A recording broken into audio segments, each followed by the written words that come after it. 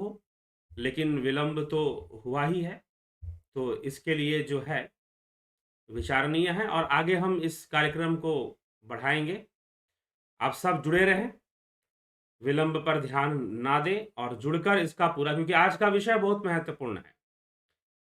कई बार मैं चर्चा करता हूँ गुरु के विषय पर और जो है खुलकर नहीं करता हूँ, ऐसे लोग शिकायत करते रहते हैं कि आप गुरु के विषय पर खुलकर बताइए कि गुरु को कैसा होना चाहिए, गुरु किस प्रकार का होना चाहिए। तो हम गुरु को धारण करें तो कैसे धारण करें, किस गुरु के पास जाएँ? ऐसे प्रश्न लोग करते रहते हैं और गुरु की खोज कैसे करनी चाहिए? इस तरह के प्रश्न लोग करते रहते हैं। तो आज यह विषय ले लिया गया है, विवेक चूड़ामणि का ही विषय है, परंतु आज हम इस पर बृहद व्याख्या करेंगे। विवेक चूड़ामणि में जो बातें बताई जा रही हैं, वो तो हम चर्चा में लेंगे ही लेंगे, परंतु साथ ही साथ और भी कई विषय हम चर्चा में लेंगे। विवेक चूड़ामणि का जो विषय है, यह विषय है कि गुरु के पास जाकर कैसे जिज्ञासा रखनी चाहिए, गुरु से कैसे प्रश्न करने चाहिए और गुरु की खोज किस उद्देश्य से करनी चाहिए। तो यह कुछ बातें विवेक चूड़ामणि के अंदर समझाई गई हैं। लेकिन उससे अलग बहुत सारी बातें हैं। सामाजिक विषय है, समाज का विषय है। समाज में गुरु के नाम पर क्या चल रहा है? गुरुवाद क्या है? गुरुडम क्या है?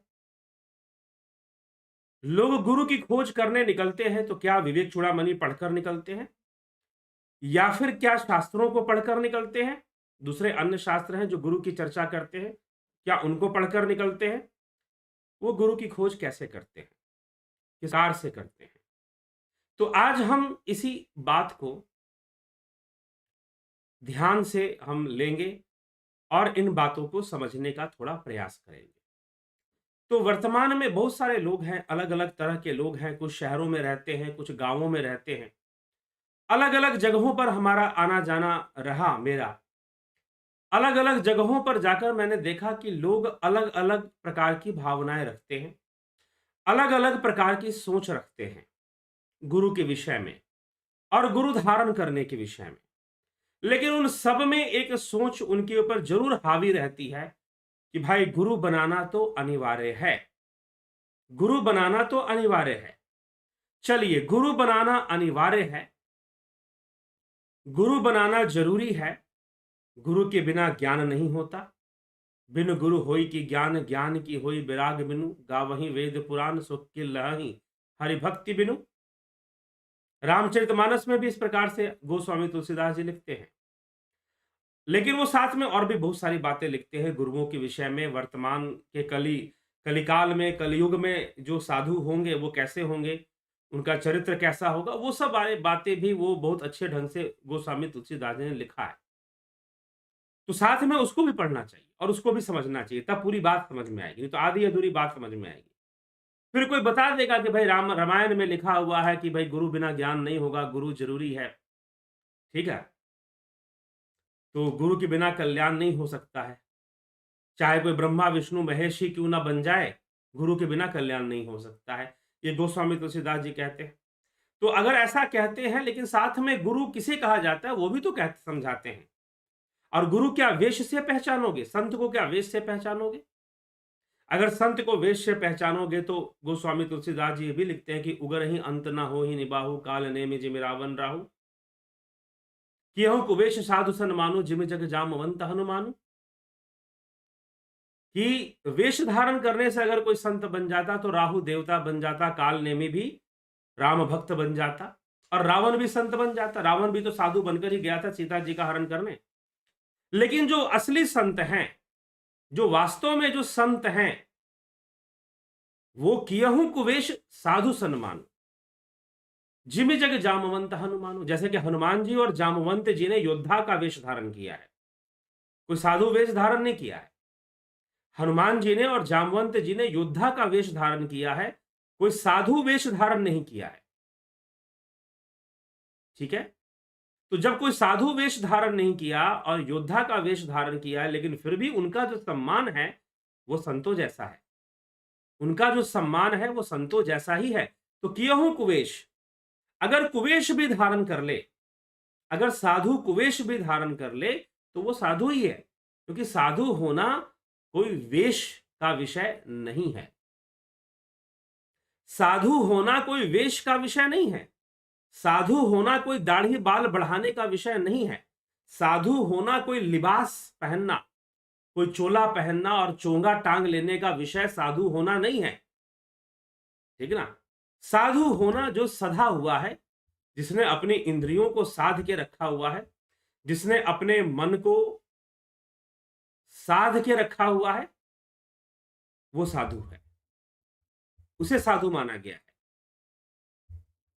ठीक? तो साधु होना क्या विषय है, ये हमें समझाने की कोशिश गोस्वामी तुलसीदास जी कर रहे हैं कि कियहु को वेश साधु सन्मान, और वेश प्रपंच की चर्चा कर रहे हैं कि वेश प्रपंच में मत उलझिए। अगर वेश प्रपंच में उलझ गए तो कभी आपको सच्चा गुरु नहीं मिलेगा। तो नंबर 1 पॉइंट नोट कर लीजिए, गुरु की खोज कैसे करें, गुरु से क्या प्रश्न करें, हम बाद में आएंगे। गुरु से क्या प्रश्न करें उसकी चर्चा बाद में आएंगे। सबसे पहला पॉइंट जो गोस्वामी तुलसीदास जी रामचरितमानस में देते हैं वो क्या है कि साधु को वेश से पहचानना बंद करो, गुरु को वेश से पहचानना बंद करो। अगर तुम ये देखने जाओगे कि भाई बहुत ही वो है, बहुत जो है दाढ़ी बाल और ऐसे एकदम उनको देखते ही एकदम हाथ जोड़ने का मन करता है। अब कई लोग होते हैं ना, आप गांवों में चले जाओ, आप ऐसा करो कि दाढ़ी बाल बढ़ा लो और भगवा वस्त्र धारण कर लो और गांव के क्षेत्र में निकल जाओ, उत्तर प्रदेश के अंदर, बिहार के अंदर, मध्य प्रदेश के अंदर, गांव क्षेत्र में आप निकल जाइए, आपको कुछ कहने की जरूरत नहीं है।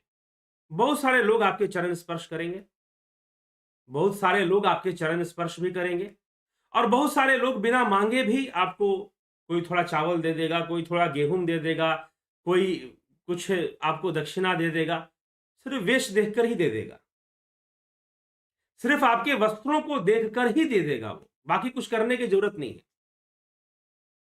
तो गोस्वामी तुलसीदास जी सबसे पहले ही सावधान कर देते हैं कि अब गुरु की खोज कैसे करनी चाहिए। तो क्या वेश देखकर गुरु की खोज करनी चाहिए? प्रश्न है कि क्या वेश देखकर गुरु की खोज करनी चाहिए? जी नहीं, वेश से कोई गुरु नहीं बन जाता। यह गोस्वामी तुलसीदास जी और तरह तरह के हमारे शास्त्र और भज गोविंदम स्त्रोत में आदि गुरु शंकराचार्य कहते हैं, जटिलो मुंडी लुंचित केश काशायांबर बहुकृत वेश पश्यनपि च न पश्यति मूढ़ उदर निमित्तम बहुकृत वेश। जटाएं बढ़ाने वाला, मूंड को मुड़ा लेने वाला, काशाय वस्त्र भगवा वस्त्र धारण करने वाला, पश्यनपि च न पश्यति मूढ़ इंसान देखकर भी नहीं देख पाता, उदर निमित्तम पेट को भरने के लिए भी लोग वेश धारण करते हैं, पेट को भरने के लिए भी लोग वेश धारण करते हैं। तो वेश तो कोई भी धारण कर सकता है ना, और मात्र ये साधु वाले प्रोफेशन में या साधु वाले या गुरु वाले बात में ही नहीं है, गुरु वाले बात में ही नहीं है। कई जगहों पर आप गांव क्षेत्र में चले जाओ, आपको डॉक्टर मिलेंगे जो कि आला लटकाए घूमते हैं, सफेद कोट पहनेंगे, आला लटका लेंगे और कोई क्लिनिक खोल देंगे, उसका रजिस्ट्रेशन और परमिशन है कि नहीं है पता नहीं, टेबल लगा के बैठे हुए मिलेंगे, डॉक्टर का वेश धारण के, डॉक्टर नहीं होते वो। ठीक है, तो इस तरह से चीजें होती हैं। अभी जो है पीछे क्या हुआ कि आपको कुछ वर्षों पहले की बात है, लगभग 10-12 वर्ष पहले की बात है ये। मैं ट्रेन से जा रहा था दिल्ली से, आपको संपर्क क्रांति से मैं जा रहा था दक्षिण भारत की ओर। तो दिल्ली से ट्रेन चली सीधा झांसी, झांसी से भोपाल, ऐसे होते हुए ट्रेन जो है निकल रही थी। रास्ते में क्या हुआ, कुछ लोग थे बेचारे, वो टिकट नहीं ले पाए किसी कारण से, और एक टीटी आए, दो टीटी आए और उन्होंने कहा कि भाई तुमने टिकट नहीं लिया है, ठीक है, झांसी स्टेशन के पहले तुमने टिकट नहीं लिया है तो टिकट कटाओ। तो उन्होंने कहा कि नहीं सर, कुछ पेनाल्टी मत लीजिए, कुछ थोड़ी सी सहायता हमारी कर दीजिए, सीट वीट दिला दीजिए, टिकट विकट बना दीजिए। अब वो जो लोग थे बेचारे पढ़े लिखे नहीं थे, उसमें 2 महिलाएं थी, बहुत ज्यादा कोई शिक्षित नहीं लग रहे थे। अब उन्होंने वो टीटी के बातों में आ गए और उन्होंने उनको पैसे भी दे दिए और कुछ लिखित भी नहीं दिया, कागज पे कुछ लिखकर अपना नाम दे दिया, और वो दोनों फिर चले गए। वो दोनों चले गए, झांसी स्टेशन पर ट्रेन पहुंची, और झांसी स्टेशन पे जब ट्रेन पहुंची तो वहां पर फिर से टीटी आ गए, टीटी चढ़ गए स्टेशन के ऊपर। ट्रेन में चढ़ गए, ट्रेन में फिर से टिकट मांगना शुरू कर दिया, उन लोगों से भी मांगा। उन्होंने कहा कि अरे हम पहले टीटी आए थे और हमने उनको पैसे दे दिए हैं। उन्होंने एक पर्ची दिखाई, कहा कि ये टीटी का नाम है, उन्होंने ये नाम लिख कर दिया और हमने उनको पैसे दे दिए। तो पैसे दे दिए तो आपने कैसे पैसे दे दिए? कोई पैसे दिए तो कोई पर्ची दिया? रेलवे का कोई स्लिप दिया आपको? उन्होंने कहा कि हमें तो ऐसा कुछ भी नहीं दिया। तो जो झांसी में जो टीटी साहब जो चढ़े थे, उन्होंने बताया कि देखो ऐसा है कि इस ट्रेन में दिल्ली के बाद मेरी ही ड्यूटी है। बीच में किसी भी टीटी की कोई ड्यूटी नहीं थी और ट्रेन बस एक ही जगह रुकती है, दिल्ली से खुलने के बाद आगरा रुकती है, उसके बाद सीधा झांसी। तो किसी दूसरे टीटी की कोई ड्यूटी थी ही नहीं, तो कौन टीटी आ गया और किसको आपने पैसे दे दिए? अगर मान लो कि कोई अचानक से कोई चेकिंग शुरू हो जाती है, मजिस्ट्रेट चेकिंग होती है, कुछ होता है, तो वो पुलिस-वुलिस लेकर वो लोग आते हैं और वो आपको पर्ची काट कर देते हैं, अगर पैसे भी आपसे लेते हैं तो। तो अब टीटी का कोट पहनकर कोई चढ़ जाए ट्रेन के अंदर और आपसे पैसे वसूल ले, ठीक है? तो ये मत सोचिएगा कि साधु के साथ चंबल घाटी में, चंबल का जो क्षेत्र है, आपको मध्य प्रदेश, राजस्थान और उत्तर प्रदेश के बॉर्डर पर चंबल का क्षेत्र लगता है, चंबल की घाटी। वहाँ के जो डाकू हुआ करते थे, वो क्या करते थे, अगर यूपी में डाका डाला तो वो एमपी में घुस जाते थे, यूपी पुलिस का वर्दी पहनकर। डाका भी यूपी में डाला और यूपी पुलिस की ही वर्दी पहनकर एमपी में घुस गए। या फिर जो है राजस्थान पुलिस की वर्दी पहनकर उनका बैच लगाकर घुस गए। अब वो पहचानते नहीं, अब तबादला होता रहता है, थानों में थानेदार बदलते रहते हैं। वो बोल देंगे भाई मैं इस थाने का थानेदार हूँ, वो सोचेगा भाई ठीक है, पहले वाला बदल गया होगा, वो तो बदलते रहते हैं। तो वेश धारण करना, ऐसा मत सोचिएगा कि साधु समाज में ही होता है। दूसरे कई क्षेत्रों में भी वेश धारण कर कर दूसरों को ठगने का प्रयास लोग करते हैं। ठीक है? तो यहां भी है, तो इसीलिए जब गुरु की खोज करने निकलोगे, तो नंबर 1 चीज यही ध्यान रखना कि वेश देखकर, मठाधीश को देखकर, मठाधीश को किसी कोई भाई बहुत बड़े मठाधीश हैं, अब पता नहीं मठाधीश क्यों, हो सकता है पॉलिटिकल कारण के, पॉलिटिकल रीजन के कारण हो, पॉलिटिकल कोई कारण हो जिसके कारण उनको मठाधीश बना दिया गया। लेकिन जितने भी बड़े-बड़े मठाधीश हैं वो राजनीति में ज़्यादा रुचि रखते हैं, अध्यात्म में कम रुचि रखते हैं। समस्या यहाँ पर है। तो वेश नंबर 1, गुरु की खोज करने निकलो तो वेश के पीछे मत भागो कि कोई वेशधारी होगा, कोई ऐसा होगा, कोई गृह त्यागी होगा। यही सब तो बातें सुखदेव मुनि के मन में थी। सुखदेव मुनि के मन में यही सब बातें थी कि भाई जो घर छोड़कर जंगल में तपस्या करता होगा, कठोर तपस्वी होगा, वही तो मेरा गुरु हो सकता है। वेद व्यास जी ने कहा कि तेरा भ्रम, तू भ्रमित है, तू भ्रमित है, तुझे अध्यात्म की सही समझ नहीं है, इसलिए तू राजा जनक के पास जा। आध्यात्मिक होना किसे कहते हैं, जीवन जीने का सलीका क्या है, आर्ट ऑफ लिविंग क्या है, कि एक राजा होकर भी वो किस प्रकार से वैराग्यवान है, वो राजा होकर भी वैरागी हैं, वो राजा होकर भी विदेही हैं। तू ये जाकर देख, क्योंकि तूने मात्र जंगल में तपस्या करने वाले तपस्वियों को देखा है, और वो भी अहंकारी तपस्वी, जो जिनको अपनी तपस्या का ही अहंकार हो जाता है। माया तजे तो क्या तजे, मान तजा नहीं जाए। स्त्री का त्याग कर दोगे, घर का त्याग कर दोगे, कंचन कामनी का त्याग कर दोगे, लेकिन मान का त्याग नहीं हो पाता। ठीक है, मान प्रतिष्ठा आसानी से त्याजी नहीं जाती है। ठीक, और जो लोग दूसरी चीजों का त्याग करके रखते हैं ना, उनके अंदर ये माया और ज्यादा हावी हो जाती है, क्योंकि मान प्रतिष्ठा के लिए ही उन्होंने दूसरी चीजों का त्याग किया है। तो कई बार ये चीज ज्यादा हावी हो जाती है। तो वेद व्यास जी ने अपने पुत्र, अपने सुपुत्र सुखदेव मुनि से कहा कि भाई हे सुखदेव, तुम जाओ राजा जनक के पास जाओ, अगर तुम्हें ज्ञान चाहिए तो राजा जनक के पास जाओ। ठीक है, तो ये चीज है, इसको हमें समझना है। साउंड प्रॉब्लम आ रहा है क्या आप लोगों को, कोई साउंड में दिक्कत है क्या, क्लियर वॉइस नहीं है? साउंड प्रॉब्लम लिखा है ये चंदन जना जी ने, लेकिन ऐसा बाकी तिवारी, दीपक तिवारी कह रहे हैं ओके है जी। चलिए जी, बहुत अच्छी बात है, अगर ओके है तो आगे बढ़ते हैं। तो ये समझना ज़रूरी है, गुरु के विषय में यह बातें समझनी। आप वेश देखकर मत जाओ। बाहरी आदाब थे जो कि ये कह रहे थे कि भाई आप फलाने कोई सद्गुरु हैं, उनसे आप डिबेट कर लो, आप उनसे डिस्कशन करो, आप उनसे चर्चा करो, उनके साथ आप लाइव में आ जाओ, कहीं पर भी वीडियो में आ जाओ, आप पॉपुलर हो जाएँगे। ठीक है जी, तो पॉपुलर हो जाए, कुछ ऐसी उनका एडवाइस था। सलाह दीजिए, अच्छी बात है, सलाह देनी चाहिए। अब इसी तरह से क्या हुआ कि उन भाई साहब ने कहा, मैंने उनको उनका उत्तर दे दिया था कि भाई पॉपुलर होना, ना होना यह सब नियति के हाथ में है।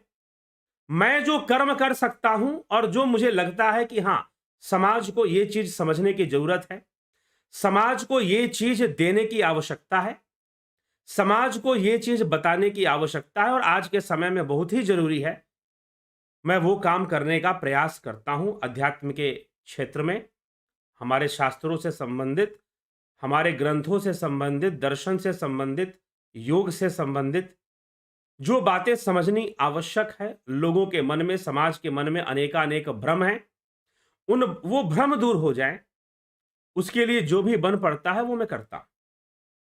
ठीक है, बाकी अगर पॉपुलर होना है तो बहुत सारे तरीके हैं यूट्यूब पे पॉपुलर होने के।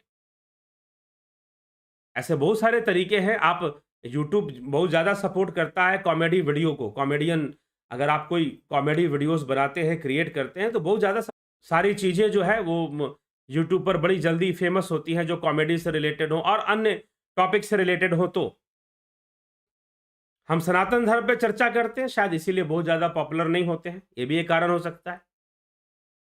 तो खैर इन सब बातों से कोई फर्क नहीं पड़ता है, मनुष्य का कर्म ही महत्वपूर्ण होता है।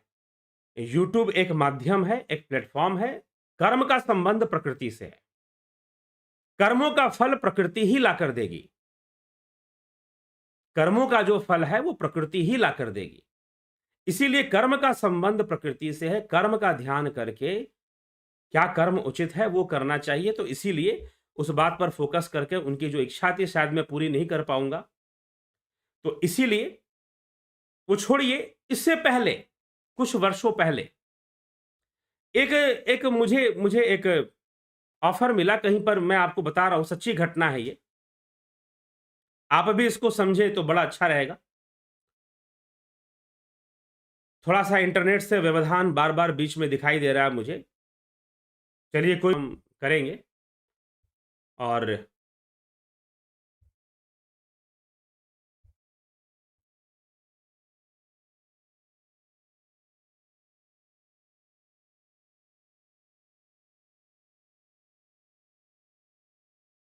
ठीक है, फिर आगे बढ़ते हैं। तो क्या हुआ कि कुछ वर्षों पहले एक कुछ लोग मुझे मिले। उन्होंने कहा, मुझे ऑफर दिया, मुझे बुलाया कि भाई आप जो है आइए और हम एक संस्था चलाएंगे, उसमें आप बहुत आगे बढ़ेंगे। और तब मेरे पास पैसों की भी, मतलब कि कुछ ऐसी परिस्थितियों से गुजर रहा था मैं, कुछ सांसारिक दृष्टिकोण से कई तरह से दिक्कतों से मैं गुजर रहा था, जिसमें कि एक दिक्कत धन वाली भी थी और भी कई चीजें, दिक्कत हुआ करती थी, प्रॉब्लम थी कुछ। तो उन लोगों ने मेरे पास आए और आकर कहा कि अरे आपको तो इतना ज्ञान है, आपको तो शास्त्र का ज्ञान है, आप बड़े मंच पर बैठिए, हम आपको बिठाते हैं, हम संस्था बनाते हैं और लोग आपके चरण छुएंगे, लोग आपके पीछे पड़ेंगे, आपको प्रणाम करेंगे। ठीक है, मैंने कहा कि क्यों लोग करेंगे, क्यों मुझे लोग प्रणाम करेंगे, क्यों मुझे मेरा चरण स्पर्श करेंगे। उन्होंने कहा कि चिंता मत कीजिए, जब आदमी मंच पर बैठता है, जब आदमी दाढ़ी बाल बढ़ा लीजिए आप, जब आप दाढ़ी बाल सुनिए ध्यान से, उनके वर्डिंग देखिए, वो कितने एक्सपीरियंस लोग थे, वो कितने अनुभवी लोग थे। वो क्या मुझे बोलते हैं कि माथा चमकने की दाढ़ी बाल बढ़ा चमकेगा। क्यों भाई, मैंने पूछा ऐसा क्यों? तो वो कहते हैं कि जब दाढ़ी बाल बढ़ा लेंगे तो काला काला हो जाएगा, तो सिर्फ माथा ही तो दिखाई देगा, तो माथा चमकेगा। फिर आप एक बार वेश बनाइए, हम आपके लिए मंच तैयार करेंगे, बड़ा सा सिंहासन लगाएंगे और आपको बहुत ऊंचे मंच पर बिठाएंगे, दुनिया अपने आप पैर छुएगी, किसी को बोलना नहीं पड़ेगा, सब जो है हजार हजार का नोट डाल के जाएंगे। ये तब की बात है जब 1000 के नोट चलते थे। 1000 का नोट आपको गिरेगा और देखना किसी चीज की कोई दिक्कत नहीं होगी। हमें एक बार मौका दे दीजिए, हमें एक बार मौका दीजिए और हमारे कहे अनुसार आप भगवा लिबास पहनिए, दाढ़ी बाल बढ़ाइए और हम आपको मंच देंगे। हम आपके लिए काम करेंगे, हम लोगों को इकट्ठा करेंगे, आपके पास बुलाएंगे, आप प्रवचन करिएगा, आप ज्ञान दीजिएगा, लेकिन दाढ़ी बाल बढ़ाइए और फिर देखिए माथा तो अपने आप चमकना शुरू कर देगा। लोग माथा ही तो देखते हैं। और फिर हम आपको ऊंचे मंच पे बिठा देंगे। जैसे ही आप ऊंचे मंच पर बैठेंगे, लोग वैसे ही आपके दीवाने हो जाएंगे और जो है 1000 के नोट गिरने शुरू हो जाएंगे। फिर किस चीज की कमी रहेगी? किसी चीज की कोई कमी नहीं रहेगी। ऐसे उन्होंने बोला, ऐसे विचार उन्होंने मुझे दिए कि भाई आप इस तरह से गुरु बन जाइए और फिर आपके लाखों फॉलोअर, आपके अनेकों फॉलोअर बन जाएंगे, अनेकों अनुसरण करने वाले बन जाएंगे और फिर क्या दिक्कत है? फिर तो हम सब संभाल लेंगे। संस्था संभालनी है ना, संस्था का मैनेजमेंट हम देख लेंगे।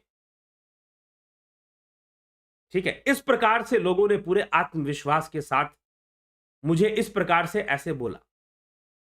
मैंने कहा कि भाई जिस चीज की मैं खुद ही निंदा करता रहता हूं, क्या वही करने चला जाऊं? दाढ़ी बाल बढ़ाकर मैं, ठीक है, मैं प्रवचन कर दूंगा आपका, लेकिन मैं कोई वेश धारण नहीं करूंगा। ना मैं दाढ़ी बाल बढ़ाऊंगा, ना कोई इस तरह से साधु वेश भगवा कोई पहनूंगा। स्पेशल जो जिसको कहते हैं भगवा चोला, मैं उस तरह से नहीं पहनूंगा। हाँ, अलग बात है मैं कभी कभी भगवा कुर्ता पहनता हूं, तो वो एक अलग चीज है। लेकिन मैं स्पेशली एक चोला पहनूंगा और मंच पे बैठूंगा, दाढ़ी बाल बढ़ाऊंगा और फिर वो काम जो जो आदि गुरु शंकराचार्य लिखते हैं, जटिलो मुंडी लुंचित केश काशा यांबर बहुकृत वेश पश्यनपि च न पश्यति मूढ़ा उदर निमित्तम बहुकृत वेश। तो लोग देखना, यही सब देखते हैं लोग। ठीक है, आप यूट्यूब पर ये वीडियो सुन रहे हैं, लेकिन बहुत सारे लोग नहीं सुन रहे हैं। गांव-गांव में ऐसे लोग हैं जो ये सब नहीं सुन रहे हैं और वो यही सब देखते हैं कि कोई बाबा जी हों, ऊंचे मंच पर बैठे हों और उनके पहुंच पीछे बहुत भीड़ हो, इसका मतलब वो संत हो गए। वो बहुत पहुंचे हुए महात्मा है, तभी तो उनके पीछे भीड़ है। तो भीड़ तो सिनेमा हॉल में भी लग जाती है, तो क्या वहां संत महात्मा है? तो ये चीज है। तो गुरु की खोज कैसे करेंगे? गुरु की खोज क्या भीड़ देखकर करेंगे? क्या ऊंचा मंच देखकर करेंगे? क्या वेश देखकर करेंगे? क्या बड़ी-बड़ी बातें सुनकर करेंगे? अपनी ही फिलॉसफी लोग बनाने में लगे रह जाते हैं, अपना ही नया धर्म बनाने में लगे रह जाते हैं। उसी में काम करते हैं। जो वास्तविक सनातन धर्म है, जो हमारे वास्तविक शास्त्र हैं, उन पर चर्चा नहीं करेंगे, अपना ही बनाएंगे, अपनी पूजा करवाएंगे। अपनी ही पूजा करवानी शुरू कर देंगे लोग। सारे देवी देवताओं की पूजा बंद कर दो, अब हमारी पूजा करो, ये शुरू कर देंगे। यह भी शुरू हो जाता है। तो ऐसी बहुत सारी बातें हैं, ऐसे बहुत सारे केस हैं, ऐसे बहुत सारी घटनाएं हैं जो हमारे समाज में गुरु के नाम पर चलती हैं। हमारे समाज में गुरु के नाम पर चलती हैं। तो इसीलिए गुरु की खोज कैसे करेंगे? क्या ऐसे करेंगे? जी नहीं। यही कबीर साहिब कहते हैं, वेश देख मत भूलिए, पूछ लीजिए ज्ञान, मोल करो तलवार की, पड़ी रहन दो म्यान। लेकिन वेश प्रपंच, अब वेश प्रपंच तो हर पंथ में है, चाहे कबीर पंथ हो, चाहे अन्य पंथ हो, वेश प्रपंच है। जब तक वो एक वेश पगड़ी वगड़ी नहीं बांधेंगे बढ़िया से और सफेद एकदम चोला पहनेंगे व्हाइट कलर का और पगड़ी बांधेंगे, लगने चाहिए। पहले संत हो चाहे ना हो, पहले संत दिखना जरूरी है। पहले संत दिखना जरूरी है। तो ये जो दिखने वाला चक्कर है ना, फिर वही कहानी आ जाएगी, जो दिखता है वो बिकता है, जो दिखता है वो बिकता है, फिर वो बात शुरू। जी हाँ, पहले संत बनो, पहले दिखो, पहले दिखो। ज्ञान बाद में देना, ज्ञान व्यान छोड़ दो। अगर दिखते हो तो आधे, ज्यादातर लोग तुमको 60% जो जनता है वो आपको संत मानी लेगी, क्योंकि आप संत दिखाई देते हैं। तो यह बहुत भारी समस्या है। अगर आप सच्चे ज्ञान की तलाश में हैं, तो आपको अगर गुरु ढूंढना है, अगर आप गुरु की खोज करते हैं, तो भीड़ मत देखिएगा, मंच मत देखिएगा, वाक पटुता भी मत देखिएगा कि 50 तरह की बात अच्छे से बना लेते हैं कि नहीं बना लेते हैं, कथा कहानी सुना लेते हैं, चुटकुले सुना लेते हैं। अब तो गुरु जी लोग आजकल बहुत सुंदर लोग सुनाते हैं। कुछ भागवताचार्य जी लोग डांस बहुत अच्छा करवा लेते हैं। वो लोग भागवत कथा अगर आप सुनते हो तो नाचना गाना वो लोग खूब बढ़िया से करवाते हैं, उठा उठाकर पब्लिक को खूब नचवाते हैं, खूब गवाते हैं, चंदा भी चढ़वाते हैं, चलता है, अच्छी बात है। कुछ ना कुछ सात्विक मनोरंजन होना चाहिए, लेकिन है तो वो मनोरंजन ही, सात्विक है थोड़ा-सा। अब उसमें किसी की तामसिक भावना आ जाए तो बात अलग है, या राजसी भावना आ जाए तो बात अलग है, आ सकती है, ठीक है? तो इसीलिए ऊँचे मंच, वेश, चमत्कार को नमस्कार कि हम ये करके दिखा देंगे, हम तुमको ये शक्ति दे देंगे, ये सिद्धि दे देंगे, वो सिद्धि दे देंगे, ऐसा कर देंगे, वैसा कर देंगे, ये अनुभव करा देंगे, वो अनुभव 50 तरह की बातें, उसके चक्कर में भी नहीं पड़ना चाहिए। चमत्कार को नमस्कार जिसे कहते हैं।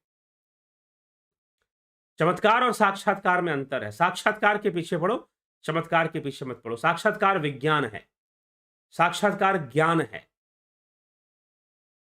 ठीक है? चमत्कार भ्रम है, भ्रमजाल है। तो यह सारी बातें हमें इस विषय में हमें समझना चाहिए, गुरु करने के विषय में। जब भी हम गुरु की ओर आगे कदम बढ़ाते हैं तो एक बार सुखदेव मुनि की कथा जरूर पढ़ लें। राजा वेदव्यास जी ने क्यों भेजा राजा जनक के पास? किस लिए भेजा? इसीलिए भेजा क्योंकि सुखदेव के मन में बहुत सारे भ्रम थे। सुखदेव के मन में था कि भाई जो गृह त्यागी होगा, जो जंगल में रहता होगा, कठोर तपस्या करता होगा, कठोर तपस्या तो चलो राजा जनक भी कर रहे हैं अपनी जगह पर, लेकिन वो बाहर से दिखाई नहीं दे रही है, दिखाई नहीं दे रही है। तो अध्यात्म की गहराई क्या है, ये सुखदेव मुनि के समझ में नहीं था, और वेश प्रपंच छाया हुआ था। उनके लिए भी इस बात का महत्व तो बहुत अधिक था कि साधु दिखना बहुत जरूरी है, उसके दाढ़ी बाल बड़े होने चाहिए, उसका वेश साधुओं जैसा होना, साधु दिखना बहुत जरूरी है। इस बात पर सुखदेव मुनि का फोकस बहुत ज्यादा था। अगर सुखदेव मुनि को गुरु का चुनाव करना होता, अगर वो अपने पिता की बात नहीं मानते, वेद व्यास जी उनके पिता थे, अगर वो अपने पिता की बात नहीं मानते, अगर उनको छोड़ दिया जाता कि भाई तू गुरु ढूंढ, कैसा गुरु ढूंढेगा, तो सुखदेव मुनि कैसा गुरु ढूंढते? जो पिछले 100 वर्षों से तपस्या कर रहा हो, जंगल में ही रहता हो, और कभी भी घर गृहस्थी में ना गया हो, कभी कुछ ना किया हो, वो ऐसा ढूंढते। लेकिन वो काम वो कर चुके थे, जंगलों में वो ढूंढ चुके थे, कर चुके थे, लेकिन फिर भी जो सच्चा ज्ञान होना चाहिए, जो तत्व ज्ञान होना चाहिए, वो उनको नहीं था। और इसीलिए वेद व्यास जी ने कहा कि इसके अंदर अहंकार बहुत है, अपनी तपस्या का अहंकार है, अपने ब्रह्मचारी होने का अहंकार है, और साथ में मोह माया भी इसके अंदर बहुत है, अपने ब्रह्मचारी रूप से, अपनी तपस्या से मोह माया भी इसके अंदर बहुत है। ये सारी चीजें तभी खत्म होगी जब वो राजा जनक को जानेगा, उनके चरित्र को जानेगा और उनके ज्ञान को जानेगा कि राजा होकर भी इतना श्रेष्ठ, इतने उच्च कोटि का ज्ञान रखने वाला व्यक्ति हो सकता है। बिना जंगलों में गए, अपने राजमहल में रहते हुए भी अध्यात्म की उतनी ऊंची अवस्था में वो पहुंच सकता है क्या? ये इसके लिए समझना बहुत जरूरी है। तो वेद व्यास जी ने देखा कि ये इसकी समझ इसको बिल्कुल नहीं है, व्यवहारिकता नहीं है, गहराई नहीं है, बस ऊपर से सारी चीजें हैं। ऊपर से ब्रह्मचर्य का पालन है, ऊपर से कठोर तपस्या है, ऊपरी चीजें इसने धारण कर रखी है, और जो भीतर की गहराई होनी चाहिए वो सुखदेव मुनि में अभी तक नहीं आ पाई। और इसीलिए उन्होंने राजा जनक के पास भेजा कि वहां जाओ। और कहते हैं कि जब वो चर्चा कर रहे थे राजा जनक और सुखदेव मुनि, तो आग लग गई महल के अंदर। तो 7 द्वार थे, सैनिकों ने आया कि महाराज पहले द्वार पर आपका महल का पहला द्वार जल रहा है। तो जनक ने कहा कि ठीक है जलने दो, लेकिन मुझे अभी डिस्टर्ब मत करो, क्योंकि अभी मैं तत्व चर्चा कर रहा हूं सुखदेव मुनि के साथ। Therefore do not disturb me. जल गया, पहला द्वार जल गया, दूसरा जल गया, तीसरा जल गया, चौथा जल गया, आधा महल जल गया समझो। 5वां जलने लगा, और जैसी 5वां जलने लगा तो कोई दूत जो है पहुंचा राजा के पास, कहा कि राजन 5वें द्वार तक अग्नि आ गई है, आपका आधा से अधिक महल जल चुका है, अब आधा बाकी है, अब वो जलना शुरू हो चुका है, आपने कोई ध्यान नहीं दिया। राजा जनक ने कहा कि अभी मैं तत्व चर्चा कर रहा हूं, इससे ज्यादा महत्वपूर्ण मेरे लिए कुछ भी नहीं है, चाहे पूरा महल जल के राख हो जाए, कोई महत्वपूर्ण नहीं है, कुछ भी महत्वपूर्ण नहीं है। लेकिन जैसे ही 5वें द्वार का नाम सुखदेव मुनि ने सुना, सुखदेव मुनि ने जैसे ही सुना कि 5वें द्वार तक अग्नि पहुंच गई है, आग लग गई है, सुखदेव मुनि तुरंत वहां से भाग खड़े होते। अब जैसे ही भागने लगते तो राजा जनक कहते, अरे पकड़वा लिया, पकड़ो पकड़ो इसको, कहां जा रहा है ये? सुखदेव मुनि से कहा कि कहां जा रहे हो भाई? खुद आए थे ज्ञान की चर्चा करने, अब ज्ञान की चर्चा हो रही है, बैठो यहां पर। सुखदेव मुनि ने कहा कि महाराज आग लग गई है और 5वें द्वार तक अग्नि पहुंच गई है। तो जनक ने कहा कि मुझे भी पता है, तुम्हारा क्या इसमें नुकसान हो रहा है ये बताओ? मेरा तो महल जल गया, तुम्हारा क्या नुकसान हो रहा है जरा मुझे समझाओ। तो सुखदेव मुनि ने कहा कि महाराज मैंने 5वें द्वार पर अपना दंड कमंडल छोड़ रखा है। मेरा दंड कमंडल है, वर्षों से साथ लेकर घूम रहा हूं उसको, और वो जल जाएगा, वो जल जाएगा। जनक ने कहा कि भाई कितने दंड कमंडल तुमको चाहिए? कितने दंड कमंडल चाहिए तुमको बताओ? मेरा महल जल गया, मैं यहां से नहीं उठा, ज्ञान की चर्चा से मैं नहीं उठा, तुम दंड कमंडल के लिए भागे जा रहे हो, कैसी स्थिति है तुम्हारी? सुखदेव मुनि ने सोचा कि भाई बात तो सही है, इनका तो आधा से अधिक महल अग्नि में जल चुका है और मेरे पास दंड कमंडल और वो जलने वाला है और मैं उसके लिए भाग रहा हूं। तो माया तजे तो क्या तजे, इतना आसान त्यागना नहीं है। लोग जो कहते हैं ना मैं ये छोड़ दूंगा वो छोड़ दूंगा, ना, छूटता नहीं है कुछ भी, कुछ दूसरे रूप में घर कर जाता है, किसी दूसरे रूप में वो अपनी जगह बना लेता है। आपने घर छोड़ दिया, परिवार छोड़ दिया, कहीं संस्था में चले गए तो संस्था की माया छा जाएगी ना। फिर संस्था का विकास करना है, गुरु सेवा के नाम पर माया का ही प्रसार होता है। और पता नहीं शिष्यों से आश्रमों में, तरह तरह के आश्रमों में मैं घूमा हूं और उनके शिष्यों को मैंने देखा है, गुरु सेवा के नाम पर किस प्रकार से उनको प्रयोग किया जाता है, यूज किया जाता है। यहां तक कि कईयों की जमीनें हड़प ली जाती है, कईयों का धन हड़प लिया जाता है और कई अपना पूरा जीवन ही खो देते हैं। ठीक है, और नाम होता है गुरु सेवा का, नाम होता है विश्व शांति, नाम होता है ये ज्ञान तो वो ज्ञान तो ये साधना तो विश्व कल्याण, बहुत तरह के नाम होते हैं। अच्छी बात है, कहीं पर अच्छा काम हो रहा है तो करना चाहिए, कोई दिक्कत नहीं है इसमें। लेकिन कहीं कुछ दूसरा आधार लेकर, गलत आधार लेकर तो काम नहीं हो रहा है, ये भी ध्यान में देना चाहिए। बातें बड़ी की जा रही हैं लेकिन काम तो छोटा ही किया जा रहा है, दिखाया उसको बड़े रूप में जा रहा है। तो ये सारी कई बातें होती हैं। तो जब आप गुरु धारण करने जाते हैं, गुरु बनाने जाते हैं, तो इनकी समझ होनी चाहिए, इन बातों की समझ हमें होनी चाहिए। और सुखदेव मुनि का यह प्रसंग भी हमें ध्यान में रहना चाहिए। और रामचरितमानस में तुलसीदास जी ने बहुत कुछ लिखा है इस विषय में, विश्व प्रपंच के बारे में, गुरु के बारे में बहुत कुछ लिखा हुआ है। तो इसी तरह से गुरु को धारण करते समय जब आप गुरु की खोज करते हैं तो गुरु क्यों चाहिए आपको, किस लिए चाहिए बताइए? गुरु का उद्देश्य क्या है? गुरु प्राप्ति का उद्देश्य है ज्ञान। जहां से ज्ञान मिले वो गुरु है। भगवान दत्तात्रेय ने 24 गुरुओं की चर्चा की। भगवान दत्तात्रेय के 24 गुरु हुए। अब उन 24 गुरुओं में एक अजगर है, उन 24 गुरुओं में नदी है, उन 24 गुरुओं में वैश्या है, गणिका है एक, उन 24 गुरुओं स्रोत बन रही है। तो भगवान दत्तात्रेय ने उसे भी गुरु माना।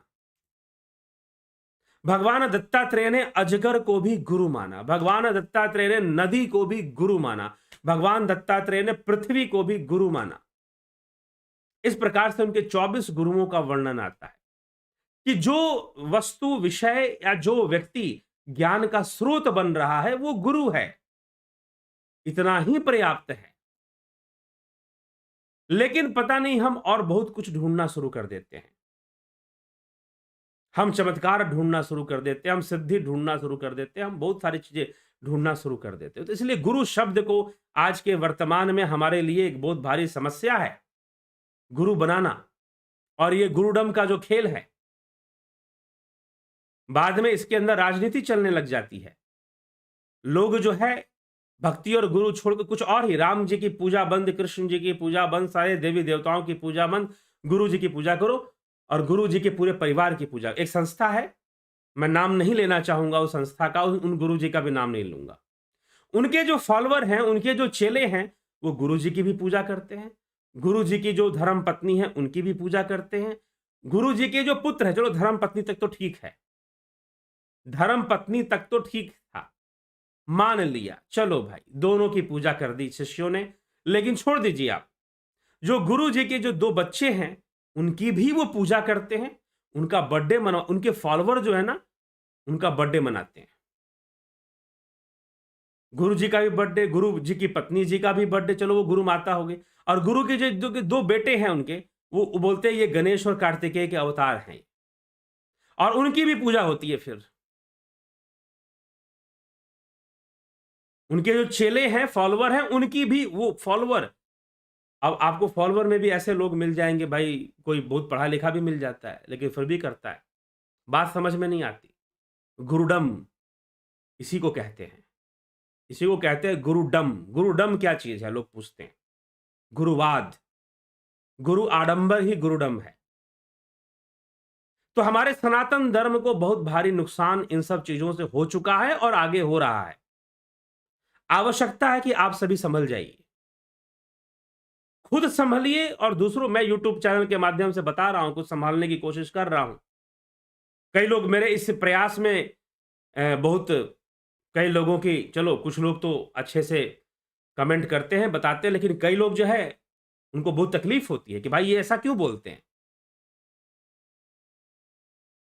ठीक है, तो इसीलिए आप सभी इस विषय पर जरूर जरूर विचार कीजिए, और विचार कर कर गुरु की खोज करते समय हम इन सब चीजों का हमें ध्यान रखना चाहिए। तभी जाकर जो है हम इन सब बातों को समझ सकते हैं। आगे शिव महापुराण में कुछ बातें लिखी गई हैं, मैं देखता हूं, उसको आपको पढ़ के सुनाता हूं। वायवीय संहिता, वायवीय संहिता के अंतर्गत शिव महापुराण के अंदर क्या कहा जा रहा है, ध्युषांत गुरु के विषय में कह रहे हैं। नौकाएं एक दूसरे को पार लगा सकती है, किंतु क्या कोई पत्थर दूसरे पत्थर को तार सकती है? एक नौका दूसरे नौका को पार लगा सकती है, लेकिन क्या कोई पत्थर भी एक दूसरे पत्थर को तार सकता है? जी नहीं, संभव नहीं है। नाम मात्र की ही के गुरु से, नाम मात्र के गुरु से मतलब कि जो नाम का गुरु है, जो वेश का गुरु है, जो लेबल लगाकर घूम रहा है कि मैं गुरु हूं, मुझसे ज्ञान ले लो, मुझसे दीक्षा ले लो, जो लेबल लगाकर घूम रहा है कि मैं गुरु हूं, मुझसे ज्ञान ले लो, मुझसे दीक्षा ले लो, मैं तुम्हें दीक्षा दे दूंगा, मैं तुम्हें मंत्र दीक्षा दे दूंगा, मैं तुम्हें ये दे दूंगा, वो दे दूंगा, जो ऐसी घोषणा कर रहा है, जो लेबल वाले गुरु है, जिनके ऊपर लेबल लगा है कि भाई फलाना व्यक्ति गुरु है, ठीक है, उनके बारे में क्या कह रहे हैं? नाम मात्र के गुरु से नाम मात्र की मुक्ति प्राप्त हो सकती है। जिन्हें तत्व का ज्ञान नहीं, वे स्वयं मुक्त होकर दूसरों को भी मुक्त करते हैं। जिनको तत्व का ज्ञान है, वो स्वयं मुक्त होकर दूसरों को भी मुक्त करते हैं। तत्वहीन को, जो तत्व ज्ञान से हीन है, कैसे बोध होगा, और बोध के बिना कैसे आत्मा का अनुभव होगा? जो आत्म अनुभूति से शून्य है, वह पशु कहलाता है। ये शिव महापुराण में बता रहा हूं। शिव महापुराण वायवीय संहिता त्रिविध दीक्षा अध्याय 15। तो यहां पर क्या कहा जा रहा है? जो आत्म अनुभूति से शून्य है, वह पशु कहलाता है, वो जानवर है। जिसको आत्मज्ञान नहीं, जो आत्म अनुभूति नहीं, जो ध्यान योगी नहीं, जो योग के मार्ग पर नहीं चल रहा, समझो वो पशु है। तो वह पशु कहलाता है। पशु की प्रेरणा से कोई पशुत्व को नहीं लांघ सकता। अतः तत्वज्ञ पुरुष ही मुक्त है, मोचक हो सकता है। जो तत्वज्ञानी है वही मुक्त हो सकता है, वही मोचक हो सकता है, अर्थात दूसरों को मुक्ति देने वाला हो सकता है, मुक्ति में सहायक हो सकता है। समस्त शुभ लक्षणों से युक्त, अब सुनिए ध्यान से, अब जो लाइन पढ़ने वाला हूं बहुत ही निर्णायक है, बहुत ही निर्णायक है। ध्यान से सुनिए। शिव महापुराण वायवीय संहिता 15वां अध्याय क्या कहता है? त्रिविध दीक्षा नामक अध्याय, ठीक है, त्रिविध दीक्षा का निरूपण। तो ये क्या कहता है कि समस्त शुभ लक्षणों से युक्त गुरु की पहचान बता रहे हैं। समस्त शुभ लक्षणों से युक्त, संपूर्ण ग्रंथों का ज्ञाता, सब प्रकार के उपाय विधान को जानने वाला, सब प्रकार के उपाय विधान को जानने वाला होने पर भी किसी व्यक्ति के अंदर सारे शुभ लक्षण दिखाई दें, किसी के व्यक्ति के अंदर बहुत वाकपटुता और बहुत जो है ग्रंथों का ज्ञान दिखाई दे, बहुत सारी कथाएं रट रखी उसने, ठीक है, ये दिखाई दे, और अनेकों प्रकार के उपाय विधान का वो जानकार हो, परंतु यदि वह तत्व ज्ञान से हीन है, अगर वह तत्व ज्ञान से हीन है तो उसका जीवन निष्फल है। ऐसे व्यक्ति को गुरु मत बनाओ। ये वो यहां पर कह रहे हैं। जिस पुरुष की अनुभव पर्यंत बुद्धि तत्व के अनुसंधान में कल ही हमने चर्चा की है, आत्मा का अनुसंधान ही भक्ति है। कल ही हमने विवेक चूड़ामणि में चर्चा की कि आत्मा का अनुसंधान ही भक्ति है। भक्ति क्या चीज है? आत्मा का अनुसंधान, स्वरूप का अनुसंधान। ये विवेक चूड़ामणि में आदि गुरु शंकराचार्य इसको लिखते हैं। तो सब प्रकार के उपाय विधान का जानकार होने पर भी जो तत्व ज्ञान से हीन है उसका जीवन निष्फल है। जिस पुरुष की अनुभव पर्यंत बुद्धि तत्व के अनुसंधान में प्रवृत्त होती है, उसके दर्शन, स्पर्श आदि से परमानंद की प्राप्ति होती है। अतः जिसके संपर्क से ही उत्कृष्ट बोध स्वरूप आनंद की प्राप्ति संभव हो, बुद्धिमान पुरुष ऐसे महापुरुष की शरण में, ऐसे गुरु की शरण में जाए, जिसकी वाणी स्पष्ट हो, तर्क स्पष्ट हो और जिसको सुनकर आनंद की अनुभूति भी होने लगे। ऐसा लगे कि भाई यह तो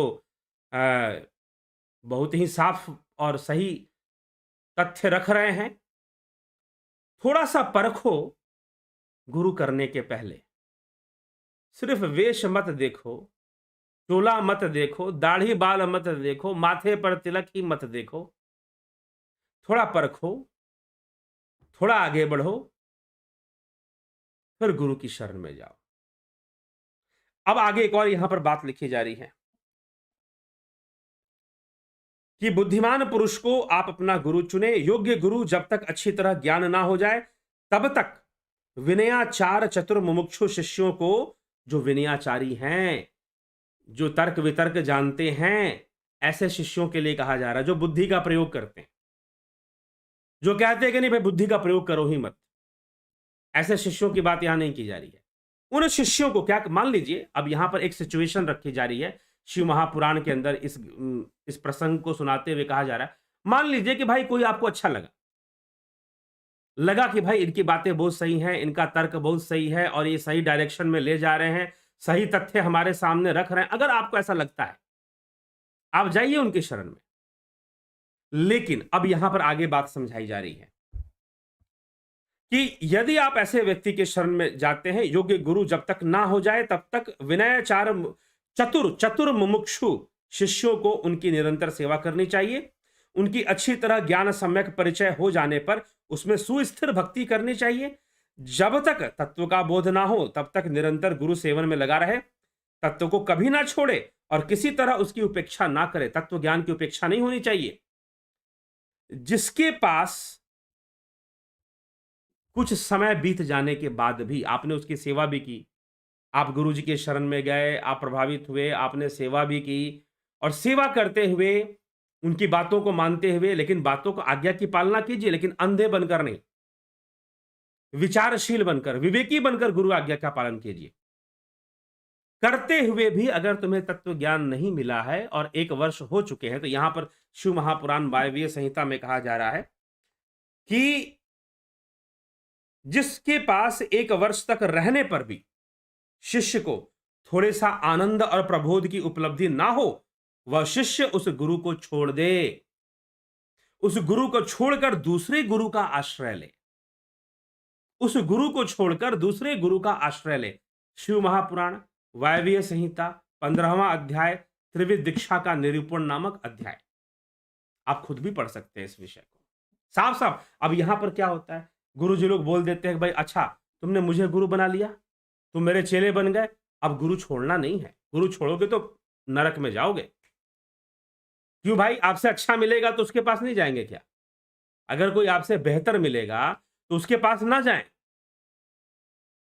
अर्जुन के गुरु थे द्रोणाचार्य, तो कृष्ण को गुरु बनाने की क्या आवश्यकता? ठीक है, क्या पाप लग गया? अर्जुन को कोई पाप लगा क्या? अब यहीं पर यह बात कट जाती है। शिव महापुराण में साफ साफ लिख दिया गया, अगर तत्व का बोध नहीं हुआ, अगर प्रबोध नहीं हुआ, आनंद नहीं हुआ, गुरु के शरण में सेवा भी कर रहे हो, उनके मार्ग पे भी चल रहे हो, फिर भी नहीं हुआ, छोड़ दो, छोड़ दो, दूसरे गुरु का आश्रय लो। ये शिव महापुराण के अंदर ये बात लिखी जा रही है, वायवीय संहिता के अंतर्गत। तो ये विषय है, हमें विवेक से काम लेना चाहिए गुरु बनाने में। अब गुरु के पास चले गए, मान लीजिए कोई योग्य गुरु मिल गया, तो उससे कैसे प्रश्न करने चाहिए? विवेक चूड़ामणि इसी विषय में कहता है, 33वां श्लोक, उक्त साधन संपन्नस्तत्व जिज्ञासु रात्मनः उपसीदेद गुरुम प्राज्ञम यस्माद बंध विमुक्षणम। उक्त साधन चतुष्टय से संपन्न आत्म तत्व का जिज्ञासु गुरु के निकट जाए, जिससे उसके भव बंधन की निवृत्ति हो।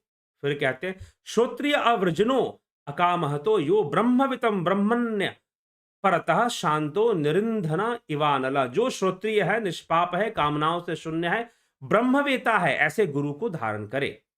जो दया सिंधु के समान है, कृपा दृष्टि रखते हैं अपने शिष्यों पर, उचित ज्ञान देते हैं, मुमुक्षु को ज्ञान प्रदान करते हैं, तो ऐसे गुरु की शरण में जाए, विनीत और विनम्र सेवा से भक्ति पूर्वक उनकी आराधना करे और उनसे प्रश्न करे।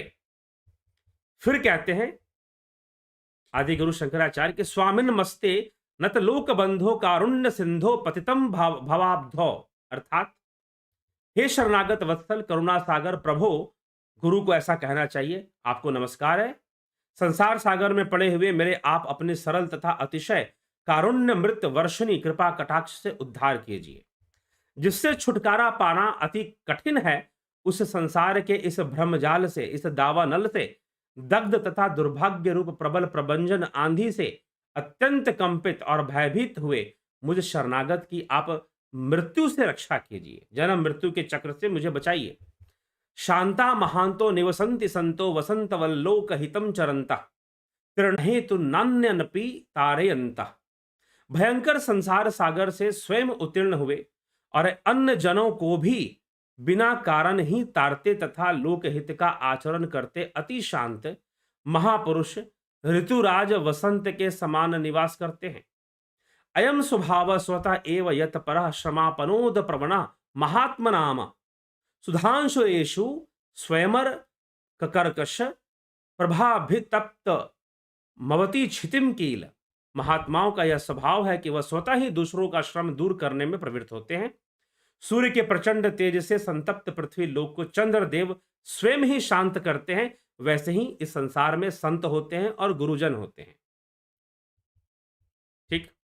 हे प्रभु, प्रचंड संसार दावानल की ज्वाला से तपे हुए इस दीन शरणापन को आप अपने ब्रह्मानंद भाव से युक्त कर परम पुनीत, अर्थात मैं तो संसार के ताप से दग्ध हूं, आप मुझे ब्रह्मानंद का अनुभव कराइए, मुझे आत्मानंद का अनुभव कराइए, मुझे ध्यान की गहराई में ले जाइए, मुझे ध्यान की गहराई में ले जाइए।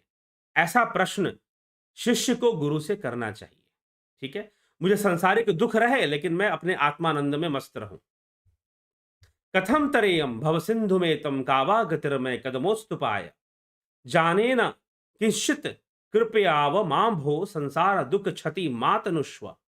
मैं इस संसार समुद्र को कैसे तरूंगा, मेरी क्या गति होगी, उसका क्या उपाय है, यह मैं कुछ जानना चाहता हूं। मुझे इहलोक और परलोक का ज्ञान कराइए। मृत्यु के पहले क्या और मृत्यु के बाद क्या, जीव क्या, ब्रह्म क्या, आत्मा क्या, चित्त क्या, कर्म क्या, संस्कार क्या, इन सभी चीजों का मुझे ज्ञान हो। ऐसे ज्ञान को धारण करने के लिए गुरु की शरण में जाना चाहिए, ना कि चमत्कार को लेने, ना कि बीमारियां दूर करने। कुछ लोग कहते भाई गुरु जी की कृपा से नौकरी लग जाए, गुरु जी की कृपा से शादी हो जाए, गुरु जी की कृपा से व्यवसाय चल जाए। तो यहां पर आदि गुरु शंकराचार्य कहते हैं कि नहीं, गुरु धारण इन सब चीजों के लिए नहीं किया जाता है, इन सब चीजों के लिए गुरु धारण नहीं किया जाता है। इसलिए आप जब गुरु की शरण में जाएं तो कैसे प्रश्न रखने चाहिए, यह आदि गुरु शंकराचार्य ने बताया। अब अगला विषय है कि गुरु क्या बोलते हैं शिष्य को, गुरु शिष्य को क्या क्या देंगे और क्या क्या कहेंगे, वो हम कल के व्याख्यान में उसको लेंगे। कल का व्याख्यान भी गुरु के ऊपर होगा, गुरु के ऊपर कल का व्याख्यान भी होगा, तो वो भी हम कल गुरु के ऊपर करेंगे। आज हमने बहुत सारी समसामयिक बातों पर चिंतन किया और विवेक चूड़ामणि में क्या कहा गया है, शिव महापुराण में क्या कहा गया है गुरु धारण करने के विषय में, उन सब पर हमने चिंतन किया। तो पहले आप वितर्की बनिए, तर्क वितर्की बने, मुमुक्षु बने और विद्वान बने, विचारशील बने, विवेकी बने, तब गुरु की खोज करें। ये नहीं कि मेरी जेठानी ने गुरु किया तो चलो मैं भी कर लेता हूँ, पड़ोसी ने किया है तो मैं भी कर लेता हूँ, गुरु बनाना तो ज़रूरी है। वैकुंठ में जाएँगे तो पूछा जाएगा कि भाई एक ही बात लोगों को याद होती है कि सुखदेव मुनि वैकुंठ गए थे और उनका कोई गुरु नहीं था तो उनको प्रवेश नहीं मिला, इसलिए गुरु बनाना ज़रूरी है। अब ये बात लोगों को याद नहीं है कि वेद व्यास जी ने सुखदेव मुनि को राजा जनक के पास भेजा, क्यों भेजा? किस लिए भेजा राजा जनक के पास? ये बात लोगों को स्मरण नहीं है। समस्या यहाँ पर।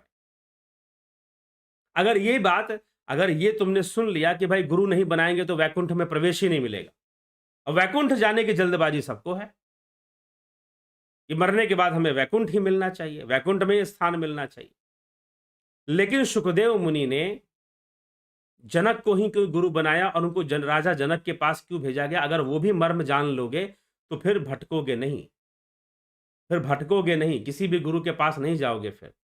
खोज करोगे, थोड़ा अनुसंधान करोगे, थोड़ा जानने की कोशिश करोगे और सच्चे गुरु के पास पहुँच जाओगे।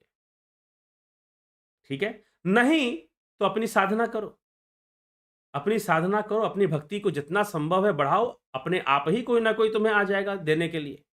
आते रहेंगे लोग। रामकृष्ण परमहंस को ऐसे ही तोतापुरी महाराज आ गए देने के लिए, समझाने के लिए। तो ऐसी ऐसी भी कई घटनाएँ हैं। रविदास मेवाड़ चले गए मीराबाई को बताने के लिए, जबकि रहते वो काशी में थे, संत रविदास, लेकिन मेवाड़ चले गए।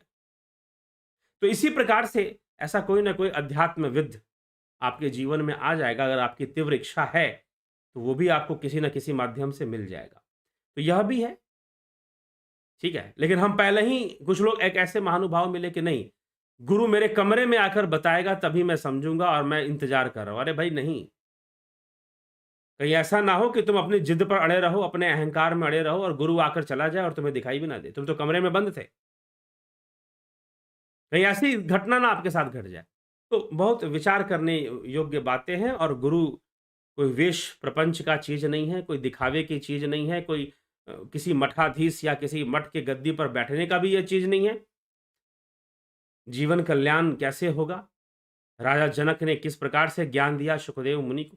तो यह सब विषय है, हमें समझना चाहिए और जानना चाहिए। चलिए, आपके कमेंट्स देख लेते हैं, जिनके कमेंट लगेगा कि शॉर्ट में उनका उत्तर दे सकते हैं, देंगे। सबका देंगे, इसकी गारंटी नहीं देते हैं। ठीक है? विक्रम सिंह जी, बहुत-बहुत अभिनंदन है आपका। राजू पाल जी, रूपलाल विश्वकर्मा जी, ठीक? गौरव जी, रामनिवास मीना जी, कन्हई कुमार जी, रमेश पेशवानी जी, सतीश कुमार, सविता नायक जी, शंकर प्रसाद जी, अवनी प्रधान, अर्जुन पाटिल, अर्जुन चौहान, ज्ञावली शर्मा, बलवंत सिंह गोहिल, रोमेश चोपड़ा, बिमला शाह, विंदेश्वरी मिश्रा, संदीप बराक, माधुरी कोल्हे, पिंटू वासवा, कमलेश खैरनर, रतन सिंह जी, उषा श्रीवास्तवा जी, दयानंद, योगेंद्र पंडित, देवेंद्र सिरवी, मिथिलेश सिंह, रजनेश बर्फानी, रमेश पेशवानी। ठीक है, गुरुर ब्रह्मा गुरुर विष्णु, यह मंत्र किस ग्रंथ से है? पता नहीं किस ग्रंथ से है जी, नहीं पता मुझे भी, सही बता रहा हूँ, नहीं पता किस ग्रंथ से है। ठीक है, क्योंकि ये बाद में लिखी गई चीज़ें हैं, गुरुर ब्रह्मा गुरुर विष्णु, विशेष रूप से किसी ग्रंथ के अंदर आती हैं, अभी तक तो मुझे नहीं मिला है। ठीक है, हो सकता है कि कहीं पर मैंने कोई ग्रंथ पढ़ा हो और छूट भी गई हो बात, ऐसा भी हो सकता है। तो अभी विषय हाँ, लेकिन ये है गुरु महिमा में ये है, लेकिन विशेष रूप से कहाँ पर लिखा है, इसकी जानकारी मैं अभी आपको नहीं दे सकता हूँ। मुझे पता चलेगा तो फिर बताऊँगा। विनोद कुमार शर्मा जी, चंदन जना जी, दीपक तिवानी जी, दीपक तिवानी, अजीत अपराजित, कृष्णानी, चंद्रेश्वर पांडे, स्मिता सावंत जी, राजू पाल जी, अंजू श्रीवास्तवा जी, हरिओम गुप्ता जी, गुरु जी प्रणाम। त्रिदेव प्रकृति के ऊपर है लेकिन प्रकृति के विरुद्ध नहीं जाते, क्या ये किसने कहा कि त्रिदेव प्रकृति के ऊपर है? किसने ये कहा कि त्रिदेव प्रकृति के ऊपर है? कोई देवी देवता प्रकृति के ऊपर नहीं है। ठीक है? चलिए। नीति सिन्हा जी, अजय शिंदे, जेपी गुज्जर, चंद्रेश्वर पांडे, जयप्रकाश जी। जो भी टिप्पणी करता हूं अपनी जिज्ञासा को शांत करने के लिए करता हूं, ना कि किसी अन्य उद्देश्य से। हमें भक्ति किसकी करनी चाहिए? कुछ कहते हैं गुरु की, कुछ कहते हैं भगवान की। आत्मा का अनुसंधान करना ही भक्ति है। जयप्रकाश जी, कल ही चर्चा हुई है, कल ही चर्चा हुई है। आत्मा का अनुसंधान करना ही भक्ति है। वही करिए, मैं भी आपको वही करने का निर्देश दूंगा। Saroj Krishnani ji, Radhe Shyam Dixit ji, Jyoti Datta, Ganesh Ambekar, after mahasamadhi of realized guru which ways he can help the spiritual seeker? Apart from his teaching he can help the spiritual seeker. His aura is present and भाव रूप में वह विद्यमान होता है. गुरु का शरीर महत्व नहीं रखता है. अगर वो आपके, सबसे बड़ी बात क्या है कि आत्मा रूप में आपके भीतर ही विराजमान है, आत्मा रूप में आपके भीतर ही विराजमान है, तो आपसे यही है कि आप आत्म अनुसंधान कीजिए. आप अपनी आत्मा से जुड़ जाइए तो आप अपने गुरु से जुड़ गए. अगर आप कहते हैं गुरु महासमाधि में चले गए हैं, तो आप अगर अपनी आत्मा से जुड़ गए तो आप गुरु से जुड़ गए. That's all. आत्मा का अनुसंधान ही भक्ति है. ये कल ही चर्चा हुई थी. आत्मा ही गुरु है. ठीक है, इसको समझिए और अपनी आत्मा से जुड़ जाइए, उसको खोज लीजिए. आप गुरु से जुड़ गए, क्योंकि गुरु का जो उद्देश्य था वही था, आत्मा से जोड़ना. लेकिन जिस चीज से जुड़ना चाहिए था उससे ना जुड़कर आप लोग किसी और चीज से जुड़ जाते हैं. वहीं पर सारी समस्या आ जाती है. स्पिरिचुअल भी साइंटिफिक प्रूफ. आपके गुरु कौन है, आप कितने टाइम से आध्यात्मिक ज्ञान सीख रहे हैं, इतना ज्ञान कैसे प्राप्त हुआ? मैं बहुत लंबे समय से, अगर मैं कहूं कि मैं आध्यात्मिक ज्ञान का अर्जन कब से कर रहा हूं, तो जब से होश संभाला है तब से कर रहा हूं, किसी ना किसी रूप में.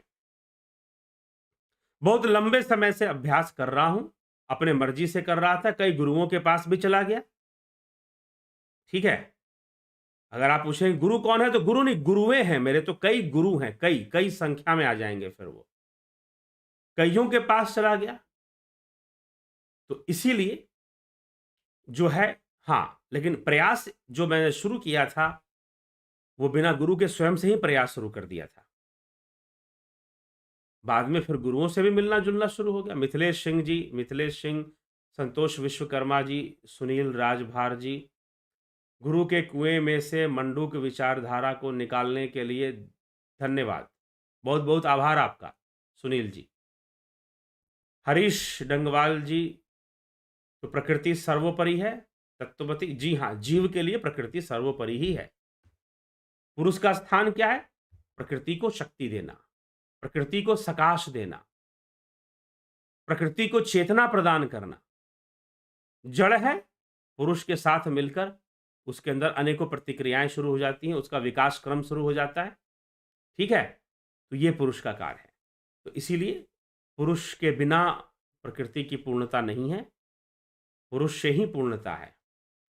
तो चलिए, गणेश आंबेकर जी, बहुत बहुत आभार आप सभी का. जुड़े रहें, बने रहें चैनल से. कल फिर गुरु के विषय पर हम आएंगे. गुरु के विषय पर दूसरे पक्षों को हम देखेंगे, चर्चा करेंगे. ठीक है, तो विराम देते हैं अभी और विदा लेते हैं आपसे. विदा लेकर कल फिर हम चर्चा करेंगे अपने विषयों पर और उसको और स्पष्टीकरण उसका लेंगे और स्पष्ट करेंगे और अपने कॉन्सेप्ट को क्लियर करेंगे, समझेंगे और आगे बढ़ने का कोशिश करेंगे. ठीक है, बहुत बहुत आभार आप सभी का.